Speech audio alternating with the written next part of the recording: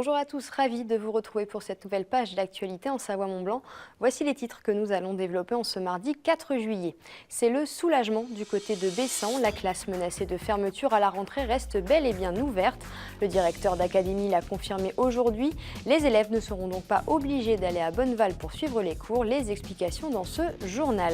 Et puis nous retournerons en enfance avec le Festival des cabanes. Les architectes sont dans la dernière ligne droite. 12 cabanes à construire dans 12 lieux différents. Un défi, nous avons assisté aux derniers préparatifs.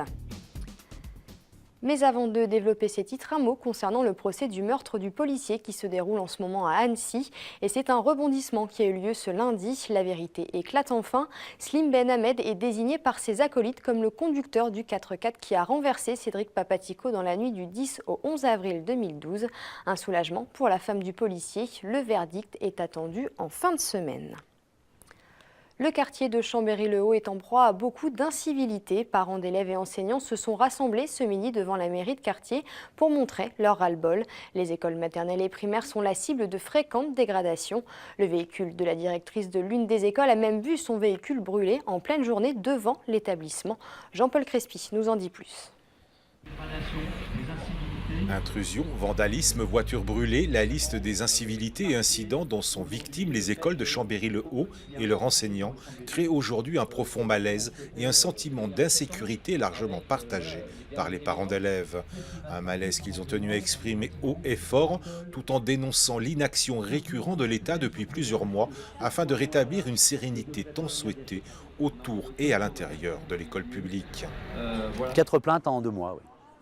Pour diverses dégradations, un incendie de conteneurs à ordures, des vitres cassées, puis des vitres brisées et l'école remplie de gravier, des câbles d'éclairage arrachés et jetés dans la cour. Donc voilà, c'est une situation qui est permanente. C'est inacceptable. C'est-à-dire que je pense qu'on était passé à un stade où on acceptait certaines choses parce qu'on se disait, bon ben voilà, on trouve toujours des excuses. Et là, on ne peut plus accepter. Il y a des choses qui sont de l'irrespect total et on ne peut pas accepter ça.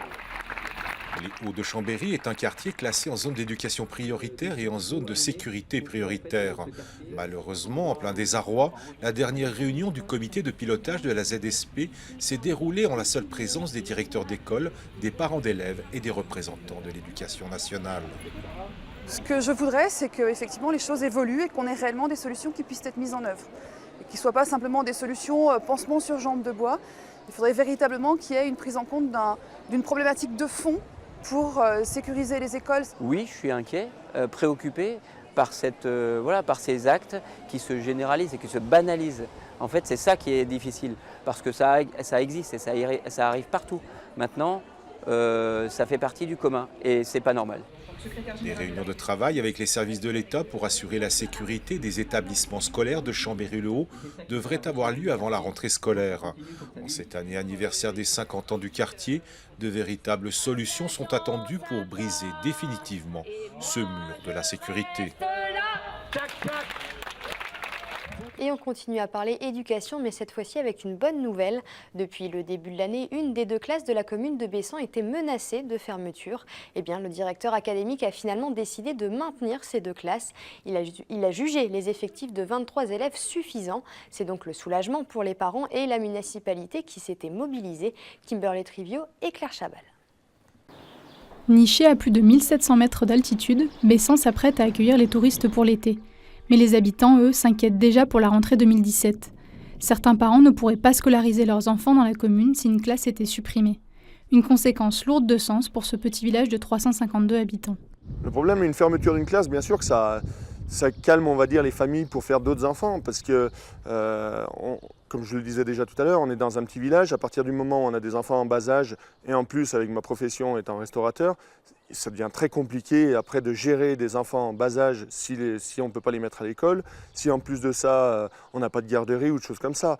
Et après c'est une roue sans fin, à partir du moment où l'école se ferme, on ferme une garderie, on ferme une chose, une autre, et là c'est carrément le village qui s'étouffe, quoi. Le directeur académique avait proposé comme solution un regroupement pédagogique avec Bonneval-sur-Arc. Une alternative rejetée par les 2 municipalités et les parents d'élèves. La principale raison, le risque d'avalanche sur la route reliant les 2 localités. La mobilisation pour le maintien des 2 classes à Bessan ne s'est pas fait attendre.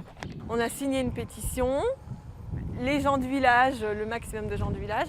Et nous, en tant que délégués, on a fait un courrier type en rappelant toutes les raisons, en expliquant les arguments, qu'on a envoyé à tous les parents et que les parents ont envoyé au directeur académique pour que ça fasse un impact en plus. Les habitants et la municipalité ne voulaient pas baisser les bras. Ils ont recherché des familles pouvant être intéressées pour s'installer à Bessin.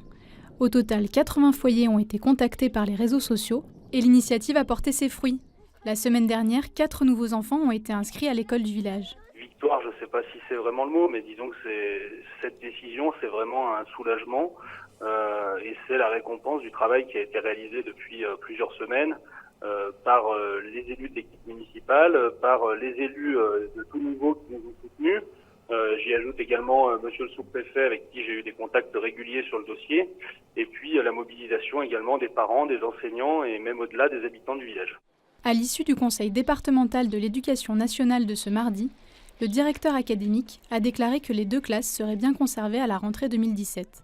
La raison, l'effectif annoncé est effectivement passé de 19 à 23 élèves. La mobilisation semble avoir payé cette année, mais la municipalité reste vigilante pour les prochaines rentrées. Début de notre série, cette semaine, nous nous intéressons aux jeunes entreprises créées ou à naître en Savoie-Mont-Blanc. Aujourd'hui, direction la Haute-Savoie, à Vues-en-Salasse plus précisément. Un couple a décidé de créer une entreprise originale à 2 activités. Le but, mettre la nature à l'honneur. Le projet est en cours de création et devrait voir le jour d'ici quelques mois. Olivia Boisson les a rencontrés. Dans son atelier, Geoffrey fait naître un projet original. En pleine création d'entreprise, il a quitté son poste de menuisier il y a 1 an. Il a tout de même le soutien de son ancien employeur et occupe toujours ses locaux. Ici, il crée des œuvres à partir de la nature. Alors cette racine d'érable ramassée dans les Vosges, j'ai eu l'idée de faire du verre soufflé avec un maître verrier dans les monts du Lyonnais pour recréer le petit torrent de la rivière dans le bois, pour lui redonner vie. Toutes ces pièces serviront de modèle d'exposition. Geoffrey ne prélève pas mais ramasse seulement des souches d'arbres, des objets qui serviront de matière première à ce futur chef d'entreprise.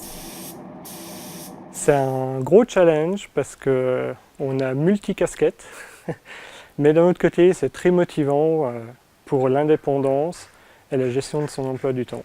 Geoffrey ne s'est pas lancé seul dans l'aventure. Avec lui, sa compagne. Au sein de la même entreprise, Noémie a prévu d'organiser des bains de forêt. Objectif, aider ses futurs clients à se déconnecter du quotidien en admirant la nature. En 2h30, on avance seulement d'1 kilomètre. Et la thérapeute, c'est la forêt. Et le guide fait seulement que d'ouvrir la porte de la forêt. Ergothérapeute de formation, Noémie est l'une des 2 Françaises à être formée pour enseigner les bains de forêt. Ce projet lui tient à cœur depuis des années. Même si l'entreprise n'est pas encore officiellement lancée, le couple se projette déjà dans le futur.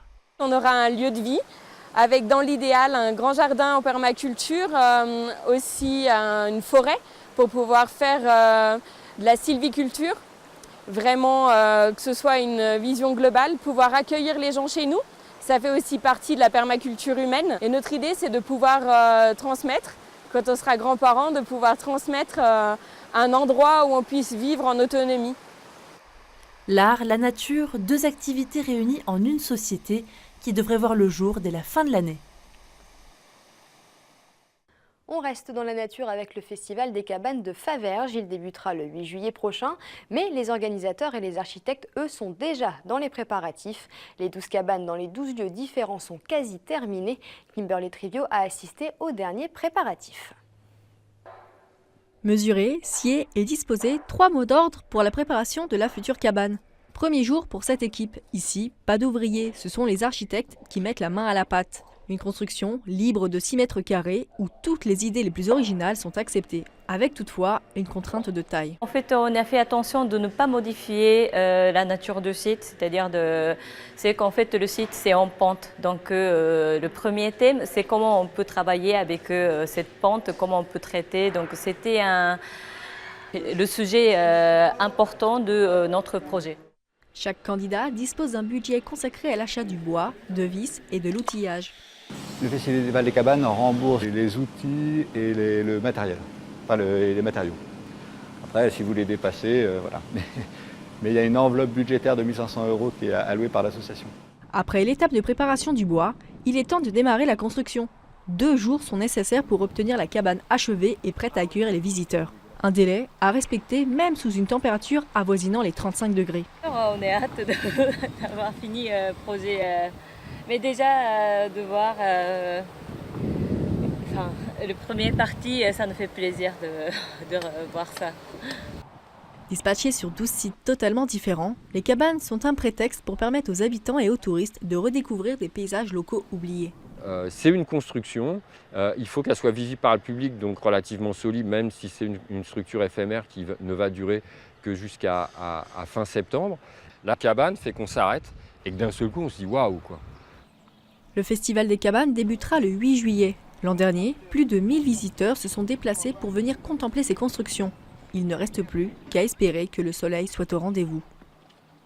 C'est la fin de cette édition. Merci à tous de l'avoir suivi. N'oubliez pas notre site internet 8montblanc.fr. Passez une très belle soirée et à demain.